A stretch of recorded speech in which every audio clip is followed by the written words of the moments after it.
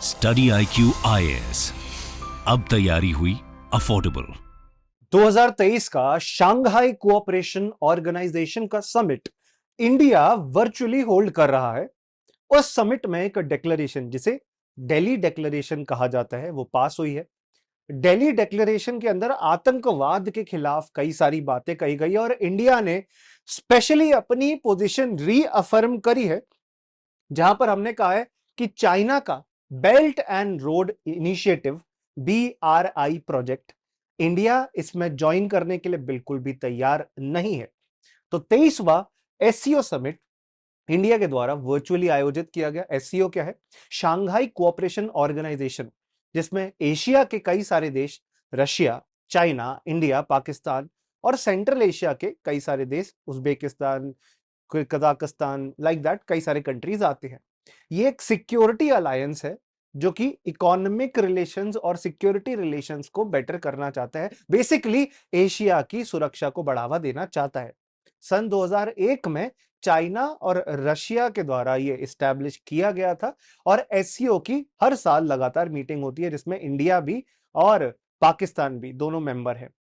आप अगर CPEC के बारे में जानते हैं, China Pakistan economic corridor, actually India के POK से, पाकिस्तान ऑक्यूपाइड कश्मीर से होकर एक सड़क गुजरती है जो पाकिस्तान के ग्वादर पोर्ट तक जा रही है।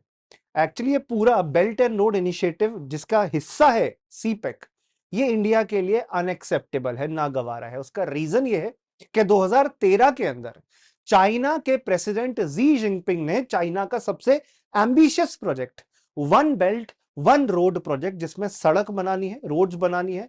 जैसे प्राचीन काल में, एंशिएंट टाइम में, चाइना यूरोप के साथ कनेक्टेड था। कई सारे व्यापारी चाइना से यूरोप जाते थे व्यापार करने के लिए, सिल्क बेचने के लिए, रेशम के कपड़े को बेचने के लिए। तो उसे सिल्क रोड कहते हैं क्योंकि वहां से सिल्क ट्रेडर्स जाते थे। सिल्क रोड इकोनॉमिक बेल्ट और मैरिटाइम सिल्क रोड, समुद्र से होकर, जिसमें कई सारे पोर्ट्स को कनेक्ट किया जा रहा है इंडिया के आसपास, चाइना की कन्वीनियंस के लिए, ताकि चाइना दूसरे देशों के साथ ज्यादा व्यापार कर सके।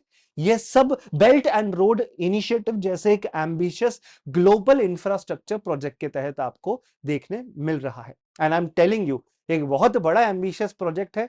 बट ये सिर्फ एक इकोनॉमिक प्रोजेक्ट नहीं है, ये एक जियोपॉलिटिकल प्रोजेक्ट है, जिससे सवाल यही उठता है, will India get any benefit by joining this project और नॉट?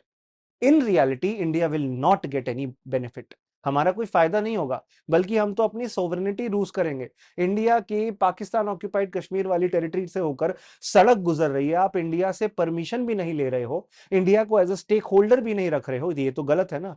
इसलिए इंडिया ने साफ बोल दिया पाकिस्तान और चाइना के इस अग्रीमेंट को कि देखिए, आप CPEC बना रहे हो, चाइना पाकिस्तान इकोनॉमिक रोड, हमारा इसमें समर्थन नहीं है। जिस इनिशिएटिव का पार्ट है ये, which is the belt and road initiative, हम उसके भी समर्थन में नहीं है। इंडिया ने कहा we are opposed to this idea because ये हमारे देश की संप्रभुता, सोवरेनिटी, मतलब हमारी जमीन हमारी है, आपकी नहीं है, हमारी सोवरेनिटी के खिलाफ जाता है, हमारी टेरिटोरियल इंटेग्रिटी के खिलाफ जाता है, जिसमें इंडिया का ही, इंडियंस का ही पहला अधिकार है इंडिया की जमीन पर।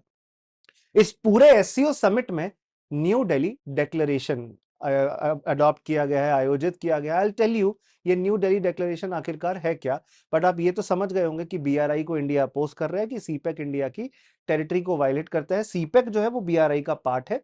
2022 में SCO समिट में समरकंद डिक्लेरेशन पास किया गया था, जिसमें Kazakhstan, Kyrgyzstan, Pakistan, Russia, Tajikistan and Uzbekistan, Turkmenistan नहीं है इसमें, बाकी सारे देश हैं सेंट्रल एशिया के, उन्होंने चाइना के belt and road initiative project को सपोर्ट किया था। कहीं ना कहीं चाइना इन देशों के साथ इकोनॉमिक पार्टनरशिप में है, रशिया के साथ चाइना खूब व्यापार करता है। अभी तो इंडिया से भी रशिया कह रहा है कि आओ, हमसे तेल खरीदना चाहो तो युआन में पेमेंट करो, चाइना की करेंसी में पेमेंट करो। तो चाइना और रशिया के तो रिश्ते काफी अच्छे हैं। सेंट्रल एशिया के साथ भी चाइना के काफी अच्छे रिश्ते हैं, क्योंकि कई सारे इंफ्रास्ट्रक्चर प्रोजेक्ट्स चाइना जो है सेंट्रल एशिया में चला रहा है। पैसा देगा उसके बदले में, उधार देता है, डेट ट्रैप में फंसाता है, उधार देकर इतना उधार देता है, इतना उधार देता है कि सामने वाली पार्टी वापस ना कर पाए। तो इन्होंने चाइना के BRI प्रोजेक्ट को सपोर्ट दिखाया, इंडिया ने सपोर्ट नहीं दिया। और उसके साथ साथ कहा यह जाता है कि यूरोप और एशिया के बीच में जो सेंट्रल एशियन कंट्रीज हैं, यूरेशियन इकोनॉमिक यूनियन को ये बढ़ावा देगा, प्रोग्रेस होगा इस एरिया का, जिसमें हमारे सेंट्रल एशियन कंट्रीज भी तरक्की कर सकेंगे। Belt and road initiative better connectivity create करेगा, ऐसा चाइना के द्वारा आर्ग्यूमेंट दिया जा रहा है अपने इस प्रोजेक्ट को ग्लोबल यूनिवर्सल अपील दिलवाने के लिए। 2023 का जो दिल्ली डिक्लेरेशन है वो 2022 डिक्लेरेशन जैसा ही है, बस कुछ शब्द इधर उधर अलग करे हैं। जैसे कि अल्ट्रा नेशनलिज्म नाम का शब्द यूज किया गया था पिछली बार, इस बारी शोविनिज्म शब्द इस्तेमाल किया गया। हिंदी में बोलूं तो शोविनिस्टिक का मतलब होता है जहां पर सिर्फ अपने बारे में सोचना, अपने समाज के बारे, अपने देश के बारे में सोचना, शोविनिज्म वर्ड का इस्तेमाल किया गया है। एक और बात सुने, इस बार के 2023 में एक और शब्द चेंज किया है, डिसेप्टिव पर्पसेस, मतलब छोरी छुपके सिर्फ अपने हित के काम करने को मर्सिनरी गोल्स के साथ रिप्लेस किया है। क्या है ये पूरा मुद्दा, एक बार इसको भी समझ लेते हैं।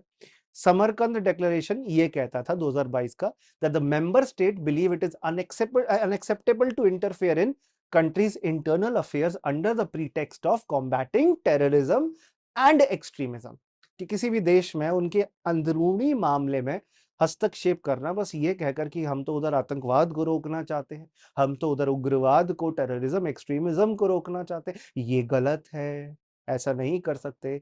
समरकंद डिक्लेरेशन में ये कहा गया था। पर समरकंद डिक्लेरेशन में ये भी कहा गया कि जो देश आतंकवादियों को पनाह देते हैं, जगह देते हैं, terrorist are using their land, extremist and radical groups are using their land for deceptive purposes, अपने फायदे के लिए अपने दूसरे देशों की जमीनों को इस्तेमाल कर रहे हैं, ऐसा हो नहीं सकता। फॉर एग्जाम्पल पाकिस्तान अलाउ करता है, टेररिस्ट ग्रुप्स को पनाह देता है, नहीं कर सकता है पाकिस्तान। कोई और देश जाके पाकिस्तान में इंटरफेयर करे आतंकवाद रोकने के नाम पर, वो भी सही नहीं है। बाहर से एटलीस्ट हम उन्हें कह तो सकते हैं कि आप अपना हाउस क्लीन करो, अपना घर साफ रखो, तभी तो आप दूसरों के घरों को साफ रख सकते हो। तो बस आपके घर से हमारे घर में, आपके देश से हमारे देश में आतंकवादी आते हैं, तो पाकिस्तान या ऐसे कंट्रीज को हिदायत दी गई है कि please clean your house, bring order to your home, अपने घर को साफ रखो। और सुनो जरा, दिल्ली डिक्लेरेशन समरकंद डिक्लेरेशन का ही रिपीट है। दिल्ली डिक्लेरेशन 2023 का इस मीटिंग का जो आउटकम है, उसमें कहा गया कि आतंकवाद से लड़ेंगे, सेपरेटिज्म, जहां पे लोग देश से अलग होना चाहते हैं, एक अलग देश बनाना चाहते हैं वायलेंस के थ्रू, उससे लड़ेंगे, एक्सट्रीमिज्म से लड़ेंगे, ताकि आप किसी भी तरीके से आतंकवाद को बढ़ने ना दो। आतंकवाद को बढ़ाई, जो आतंकवाद इंक्रीज होता है, बढ़ावा मिलता है, वो किससे मिलता है? फाइनेंस से। टेरर फाइनेंसिंग को काटो। आतंकवादी एक्सट्रीमिस्ट आइडियोलॉजी स्प्रेड करके लोगों को रिक्रूट करते हैं, दूसरे देशों से रिक्रूट करके लाते हैं। पाकिस्तान अफगानिस्तान से लोग रिक्रूट करता था, इंडिया में एक्सट्रीमिज्म स्प्रेड करता था, युवाओं को रेडिकलाइज करता है। तो इसको रोकना होगा। आइडियोलॉजी जो आतंकवाद की स्प्रेड हो रही है, उसको रोकना होगा। दूसरे देश में आप स्लीपर सेल चला रहे हो, आतंकवादियों को पनाह दे रहे हो, उसको रोकना होगा। ये बात दिल्ली डिक्लेरेशन में साफ तौर पे कही गई है, जिससे हम इंडिकेशन दे सके उन कंट्रीज को जो सपोर्ट करते हैं, जिस पर दूसरे देशों का सपोर्ट होता है आतंकवाद को, उनको रोक सके। यूक्रेन रशिया की कोई बात नहीं करी गई इस मीटिंग में, जैसे 2022 में कोई नहीं करी गई थी, 2023 में भी कोई नहीं करी गई। बट ये जरूर कहा कि दूसरे लोगों के, जो दूसरे देशों में रह रहे हैं, उनकी इंडिपेंडेंस को रिस्पेक्ट करना होगा। वो भी तो पॉलिटिकल और सोशल इकोनॉमिक फ्रीडम चाहते हैं, उसको रिस्पेक्ट करो, उनकी टेरिटरी को रिस्पेक्ट करो, आपस में म्यूचुअल बेनिफिट का काम करो और इंटरफेयर मत करो उनके पर्सनल मामलों में। ये बात कही गई। इसके साथ साथ बोला कि कहीं पर डिस्प्यूट है तो उसे शांति से, पीसफुल तरीके से, ना कि युद्ध से, पीसफुल तरीके से सॉल्व करो। Violence is never the answer. ये बात कही गई। दिल्ली डिक्लेरेशन में डिसएग्रीमेंट नाम का शब्द यूज हुआ है। पहले कॉन्फ्लिक्ट होता था यूज, कॉन्फ्लिक्ट मतलब लड़ाई, लड़ाई थोड़ी ना होती है, डिसएग्रीमेंट भी तो हो सकता है दो पार्टीज के बीच में। तो बस फाइनली मैं यही कहना चाहूंगा कि इंडिया ने साफ कर दिया है कि belt and road initiative India के हित में नहीं है और इंडिया इसको ज्वाइन नहीं करना चाहेगा। शुक्रिया इस सेशन को देखने के लिए। आप जरूर से मेरे टेलीग्राम ग्रुप वसु कटारा स्टडी आईक्यू पे जुड़ सकते हैं। ये मेरा लिंक है क्लास की पीडीएफ डाउनलोड करने के लिए। इंस्टाग्राम पे मैं वसु.कटारा के नाम से अवेलेबल हूं। आप यूपीएससी की प्रिपरेशन करना चाहते हैं, जुलाई महीना आ चुका है, 1 साल से भी कम समय रह गया है अपनी प्रिपरेशन का, अगले साल मई में प्रीलिम्स है। आप हिंदी बैचेस प्योर हिंदी, शुद्ध हिंदी, प्योर इंग्लिश बैचेस और बाइलिंगुअल बैचेस, जैसे अभी मैं आपको पढ़ाया वो बाइलिंगुअल तरीका है। मैं एडमिशन लेकर best preparation with the best course कर सकते हैं, जहां पे आपको लाइव क्लासेस, जिसमें मैं खुद आपको इकोनॉमिक्स पढ़ाऊंगा, रिकॉर्डेड लेक्चर, अगर कॉलेज जाते हो, जॉब करते हो, रिकॉर्डेड लेक्चर्स का फायदा लो। बुक्स चाहिए पढ़ने के लिए, बुक्स मिलेंगी, स्टडी आईक्यू की बुक्स मिलेंगी सारे सब्जेक्ट्स की। Prelims test series, mains test series, जो कि आपकी प्रीलिम्स और मेंस की प्रिपरेशन को और बेटर करेगा। और प्री आपका क्लियर होता है तो मेंस रेसिडेंशियल प्रोग्राम ऑफलाइन में दिल्ली एनसीआर में आपको दिया जाएगा। 3 महीने कंसिस्टेंट आपका रहना खाना हम देखेंगे, सारा खर्चा हम बियर करेंगे, पढ़ना आपको होगा। All this is included in the prelims to interview batch.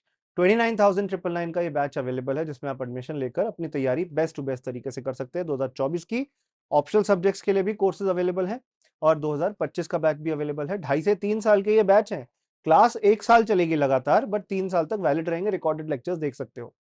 जो 2024 का बैच है उसमें एडमिशन 10 जुलाई से शुरू हो रहे हैं सुबह 8 बजे, एंड 2025 के बैच में एडमिशन शुरू हो चुके हैं। ऐसे एनसीईआरटी बैच भी अवेलेबल है, बट P2I बैच आपके लिए वन स्टॉप सोल्यूशन रहेगा यूपीएससी प्रिपरेशन का। जरूर इसमें एडमिशन लीजिए और अपनी बेस्ट तैयारी करिए यूपीएससी सिविल सर्विस एग्जाम के लिए। Thank you for watching this session. आशा करता हूं आप सबको ये सेशन अच्छा लगा हो। जय हिंद, जय भारत। आप सबका बहुत बहुत शुक्रिया। स्टडी IQ IAS, अब तैयारी हुई अफोर्डेबल।